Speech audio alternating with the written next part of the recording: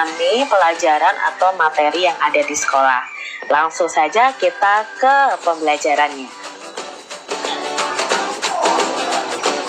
Udin senang boleh meminjam buku kakaknya. Udin berterima kasih kepada kakaknya. Mengucapkan terima kasih dengan santun dapat menjaga kerukunan. Kak Citra mau bertanya nih adik-adik, apakah kalian pernah ditolong oleh orang lain? Atau kalian pernah dipinjami barang oleh teman kalian?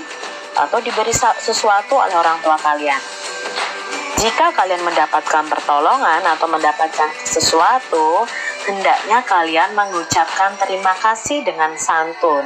Karena mengucapkan terima kasih dengan santun itu dapat menjaga kerukunan. Di sini ada percakapan antara Mutiara dan Udin. Nah, kita simak yuk percakapannya. Terima kasih ya kak, aku boleh meminjam buku kakak. Sama-sama dik, aku ingin menjadi kutu buku seperti kakak, supaya pintar. Wah, hebat kamu dik. Nah, di sini si Udin ingin menjadi seperti kakaknya si Mutiara yang kutu buku. Ingat ya, kutu buku itu adalah ungkapan yang artinya orang yang gemar atau suka membaca. Ya, bukan di buku ada kutunya, tidak seperti itu adik-adik. Ya, kita sudah tahu arti dari kutu buku.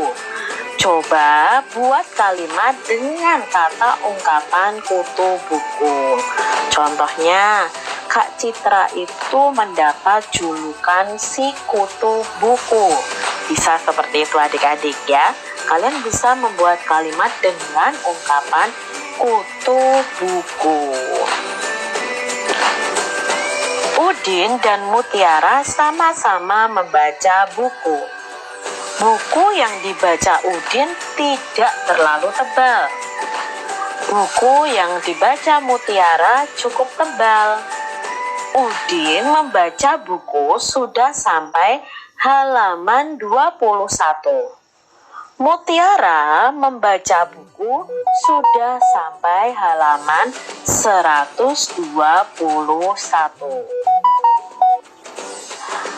Angka-angka penyusun suatu bilangan itu menunjukkan nilai tempat dari bilangan tersebut.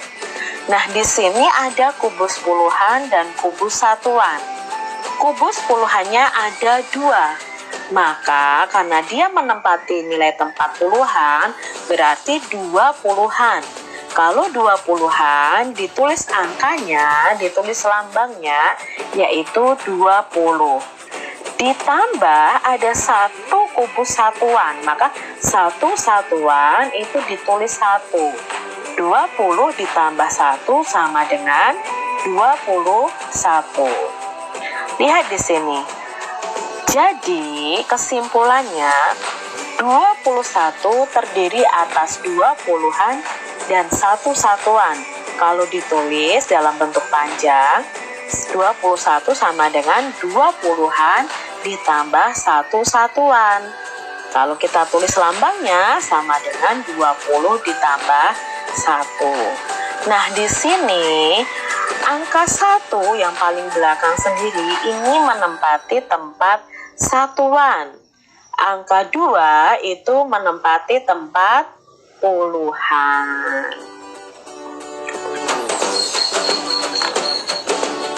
Nah, sekarang Mutiara tadi membaca buku sampai halaman 121. 121 bentuk panjangnya berarti 100 ditambah 20 ditambah 1. Nah, kesimpulannya 121 itu terdiri dari 1 ratusan nih, ada 2 puluhan dan 1 satuan. Maka sama dengan 100 ditambah 20 ditambah 1.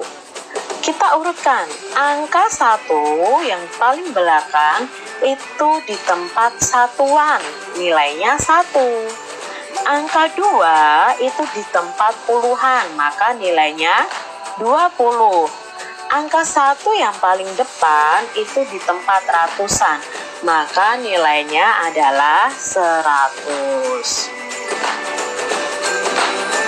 Perhatikan di sini ada angka 234. Ya. Angka 4 menempati tempat satuan dari belakang ya. Lalu angka 3 menempati tempat puluhan. Angka 2 menempati tempat ratusan, maka membacanya 234. Contoh berikutnya, 370. Berarti angka 0 menempati tempat satuan. Angka 7 menempati tempat puluhan. Angka 3 menempati tempat ratusan, maka dibaca 370. Nah, ini juga seperti itu adik-adik. Angka 6 menempati tempat satuan. Angka 0 menempati tempat puluhan. Angka 5 menempati tempat ratusan, maka ini dibacanya 506.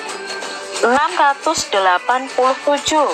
Angka 7 menempati satuan, angka 8 menempati puluhan, angka 6 menempati ratusan, maka dibaca 687.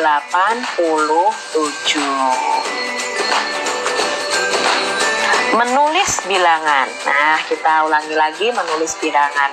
117, maka ditulis bilangannya ya 117, tapi cara membacanya yang betul adalah 117. 246. Ratusannya 2, puluhannya 4, satuannya 6, maka ditulisnya seperti ini. Lalu berikutnya 394. Ratusannya 3, puluhannya 9, satuannya 4. Nah, cara penulisannya yang betul seperti ini adik-adik. Sekarang membaca bilangan. Kalau bilangan ini dibaca 632. Kalau bilangan ini adik-adik, ya ini dibaca 784. Ya, jadi Kak Citra berharap kalian bisa menulis bilangan dan bisa membaca bilangan. Tuliskan kembali percakapan pada halaman 28. Nah, ini kalau di paket ya, percakapan antara Mutiara dan Udin tadi. Kemudian lanjutkan dialognya. Usahakan dialognya mencantumkan lambang bilangan. Nah, di sini Kak Citra sudah punya contoh adik-adik. Di sini Udin kan bilang, terima kasih ya Kak, aku boleh meminjam buku kakak. Nah, mungkin Kak Mutiara bisa berkata seperti ini, sama-sama Dik. Lalu Udin bisa menjawab, aku ingin menjadi kutu buku seperti kakak supaya pintar. Mutiara bisa menjawab, wah hebat kamu Dik. Nah, tapi di sini kita harus bisa mencantumkan lambang bilangan. Mungkin bisa seperti ini adik-adik. Halaman berapa yang bercerita tentang bintang lapangan, Kak? Nah, baru si Mutiara menjawab dengan lambang bilangan yang ada. Halaman 121, Dik. Maka dalam dialog ini kita sudah mencantumkan lambang bilangan. Ini contoh dari Kak Citra. Udin dan Mutiara berbicara santun. Kesantunan itu menunjukkan Udin dan Mutiara menjaga kerukunan. Udin dan Mutiara juga ramah kepada semua orang. Orang yang ramah akan memiliki banyak teman.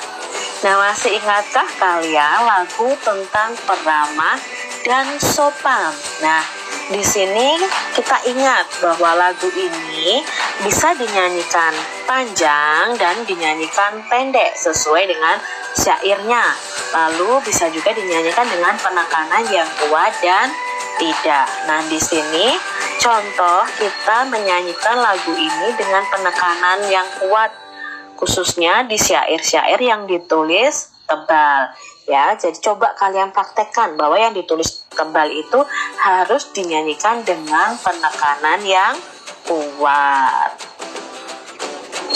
Begitu adik-adik untuk pembelajaran kita hari ini. Kita sudah belajar di tema 1, subtema 1, pembelajaran 4. Kak Citra berharap video pembelajaran